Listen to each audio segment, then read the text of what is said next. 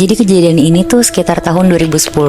Ada 4 orang cewek, namanya Mira, Jenna, Bita, sama Jasmine. Mereka baru masuk SMP dan jadi kenal karena satu pesantren. Sama gitu ya.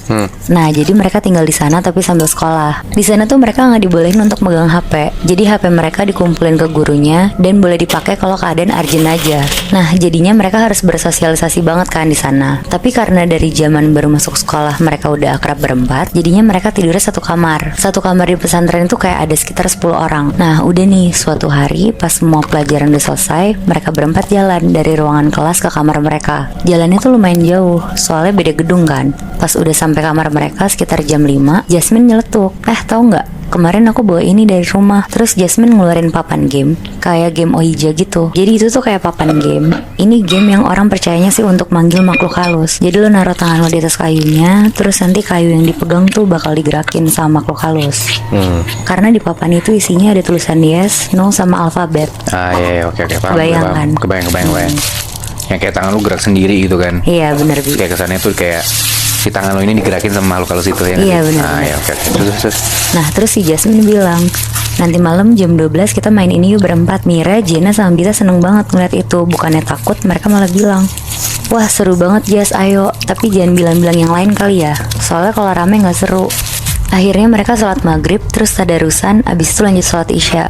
Mereka ngobrol-ngobrol sambil ngerjain PR mereka.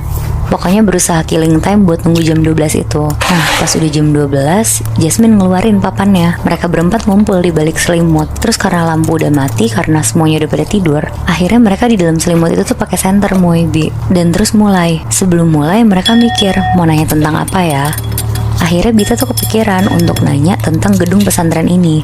Tanya aja, gedung sekolah kita berhantu nggak? Akhirnya yang lain setuju. Terus ditanya sama Bita, apakah gedung sekolah ini berhantu? Tiba-tiba tangan mereka ketarik ke arah atas, terus gerak lagi ke arah kiri, ke arah tulisan yes. Tapi Mira bilang, apaan sih, ini mah digerakin sama Jenna, yakin aku. Terus Jenna bilang, nggak Mir, sumpah aku diem aja. Pokoknya di situ jadi main tunjuk-tunjukkan. Dan semuanya juga nggak ada yang ngaku di saat itu. Terus karena Mira nggak percaya, Mira bilang, ya udah coba Jenna, kamu sendirian yang tangannya di kayu. Akhirnya Jenna sekarang yang gerakin sendirian. Terus yang lain mikir pertanyaan keduanya tuh apa. Oh, aku tahu, coba deh tanya, hantunya di mana? Akhirnya Jenna nanya. Pas tangan Jenna udah di kayu, kayunya ini nggak bergerak sama sekali, diem aja. Terus Jenna bilang, kayaknya nggak bisa deh kalau sendirian. Coba kalau kita berempat lagi gimana? Akhirnya mereka nyoba lagi berempat dan nanya lagi, hantunya di mana? Terus mereka naruh tangan mereka di kayu. Tiba-tiba kayunya ini gerak ke huruf D, pindah ke I, lumayan ngebut ke S, terus cepet banget gerak ke I, N sama I di sini. Di situ mereka langsung lepas kayunya dan panik banget. Pas mereka lagi ketakutan berempat, tiba-tiba selimut mereka tuh kebuka. Kayak selimutnya tuh ditarik kenceng banget gitu, Moebi. Mereka kaget terus langsung lari ke tempat tidur masing-masing. Paginya pas mereka semua udah bangun, Jasmine bilang jangan sampai ketahuan guru mereka kalau Jasmine punya papan itu, apalagi bilang kejadian semalam. Terus karena Mira penasaran, akhirnya dia bilang, ya udah, mending nanti malam kita main lagi dan gak boleh ada yang curang ya. Akhirnya mereka mandi terus siap-siap ke gedung sekolah dan belajar kayak biasa. Nah, akhirnya pas udah jam 12 malam, mereka nyiapin semuanya kayak kemarin malam. Mereka duduk juga di bawah selimut yang mereka bikin dan pakai senter juga. Kali ini mereka nyiapin pertanyaan-pertanyaannya tuh dari jam 8 malam. Pertanyaan pertamanya, yang semalam itu siapa yang gerakin? Terus tangan mereka berempat ditaruh di kayu. Dan tiba-tiba kayunya bergerak. Jawabannya kayak ke huruf N, terus ke A, lanjut ke L, dan berhenti di A. Nala. Iya. Nah, di situ Jenna bilang, weh, Nala. Di situ mereka berempat tuh merinding banget, tapi nggak percaya juga. Akhirnya dilanjutin. Gita nanya, Nala siapa? Pas mereka naruh tangannya di kayu, nggak gerak sama sekali. Berkali-kali ditanya juga nggak gerak. Akhirnya mereka ganti pertanyaan. Halo Nala, Nala maaf ya kita ganggu. Nala mau nggak kenalan sama kita? Di situ mereka diem, nunggu kayunya gerak. Akhirnya kayunya gerak ke huruf M, A, terus U. Ya ampun. Pas abis berhenti di huruf U, tiba-tiba senter mereka mati. Terus mereka dengar ada suara kayak orang loncat-loncat di tempat tidur. Oh shit. Kayak bunyi per gitu kan, ngik ngik gitu kan. Mereka berempat diem. Makin lama suara loncat-loncat ini tuh kayak makin deket ke mereka. Kayak loncat tapi pindah-pindah kasur. Kayak yang makin lama makin deket ke mereka gitu loh. Pas suaranya udah deket banget, tiba-tiba ada suara anak kecil di kupingnya Bita ngomong, katanya mau kenalan. Jadi cerita kali ini gue mau ngebahas tentang pengalaman seorang anak kecil. Dia laki-laki, namanya kita sebut aja Rizky. Waktu dia tahu kalau dia tuh ternyata dalam tanda kutip beda dari anak-anak yang lain adalah pas dia kelas 3 SD. Jadi dari lahir sampai kelas 3 SD itu dia tuh selalu wondering kayak gimana kalau misalkan dia bisa ngeliat setan atau hal gaib. Karena dari kecil tuh dia suka nonton film horor sama keluarganya. Udah ekstrim dari kecil ya. Iya. Nah sampai akhirnya suatu hari dia tuh ngerasain hal aneh banget Muibi. Sekitar jam 9 malam pas lagi tidur, Rizky tuh ngerasa badannya tuh demam tinggi banget. Pokoknya dia kedinginan, menggigil, sampai pakai selimut berlapis-lapis. Ini pas kelas 3 SD atau sebelumnya? Pas kelas 3 SD ini Moy. Oke. Karena waktu itu kebetulan orang tuanya tuh lagi di luar kota dan dia ditinggal sama pembantunya doang. Jadi dia tuh cuma keluar kamar, bilang ke mbaknya kalau badannya tuh demam. Akhirnya dikasih lah obat demam. Terus Rizky balik lagi ke kamarnya.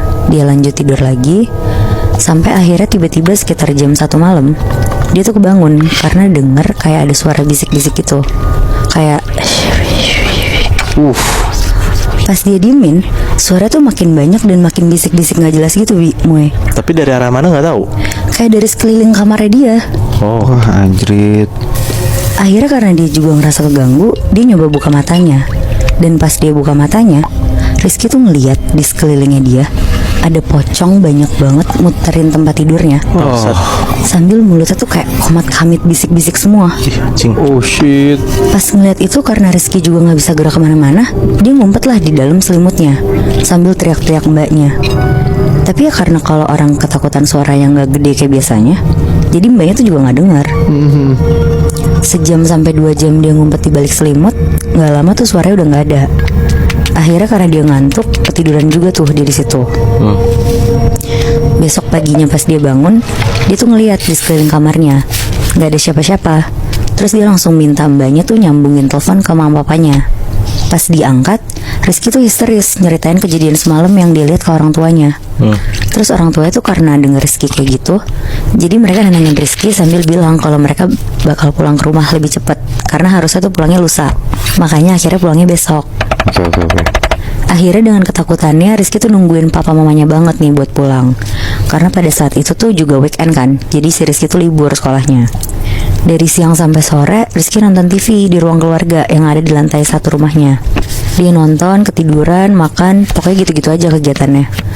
Sedangkan mbaknya tuh beres-beres rumah, kayak nyapu, ngepel. Nah pas lagi nonton TV sambil bengong-bengong, Rizky tuh kayak tiba-tiba pandangannya kabur. Terus tiba-tiba tuh ada di dalam mobil mama papanya. Kayak dia tuh dalam keadaan sadar Moebi, bisa ngelihat kondisi mama papanya sekarang yang lagi di dalam mobil perjalanan pulang. Anjir. Di situ Rizky kaget banget dan kayak langsung nyapa mamanya. Mama. Tapi ya mama itu gak denger apa-apa sama sekali. Jadi Rizky tuh kayak cuma ngomong sendiri sampai akhirnya Rizky tuh sadar kalau mama papanya tuh gak bisa ngeliat dia di mobil itu. Nah gak lama setelah itu Rizky nyaksiin sendiri mobil yang mama papanya naikin ditabrak kenceng banget dari belakang sama truk. Terus di situ Rizky langsung hilang pandangannya dan langsung kayak ke split tiba-tiba lagi di jalan raya ngelihat mama papanya tuh terbaring berdarah-darah gitu. Pokoknya sepenglihatan Rizky di situ mama papanya tuh udah gak bernyawa gitu Moebi. Aduh kasian banget. Nah karena kaget banget Rizky tuh nafasnya gak berhenti. Jadi cepet banget dan gak lama tuh langsung switch balik lagi di depan TV sambil nonton siang-siang. Oke. Rizky yang masih kelas 3 SD di situ tuh bingung banget kan sama apa yang terjadi barusan. Di situ dia langsung nelfon mama papanya nih akhirnya. Dan alhamdulillahnya itu tuh langsung diangkat. Mama papanya nggak kenapa-napa. Tapi Rizky tuh di situ bilang pulangnya nanti aja, jangan sekarang. Mereka pulang dari Bandung ke Jakarta, jadinya tuh nggak pulang besok, tapi jadi lusa. Oke. Tetap kayak jadwal dia sebelumnya. Iya benar Moy. Nah selama nunggu orang tuanya pulang, Rizky tuh ngalamin banyak kejadian-kejadian aneh Moy Bi. Malamnya nih pas dia mau tidur, Rizky tuh udah matiin lampu dan lain-lain nih, bener-bener udah siap buat tidur. Tapi tiba-tiba banget dia tuh nyium ada wangi melati kenceng banget. Wangi itu sampai bikin dia pusing. Rizky mau nyoba nanya ke mbaknya kan akhirnya. Dia mikir mbaknya tuh kayak nyemprot wangi-wangian kayaknya. Pas dia udah samperin mbaknya tuh bilang kalau nggak nyemprotin apa-apa. Bahkan mbaknya tuh juga bilang, jangan nakut-nakutin mbak dong Rizky. Akhirnya Rizky tuh balik lagi ke kamarnya. Dia naik ke lantai 2 sampai depan kamarnya. Dia mau buka pintu kamarnya nih. Pas dia buka, Rizky tuh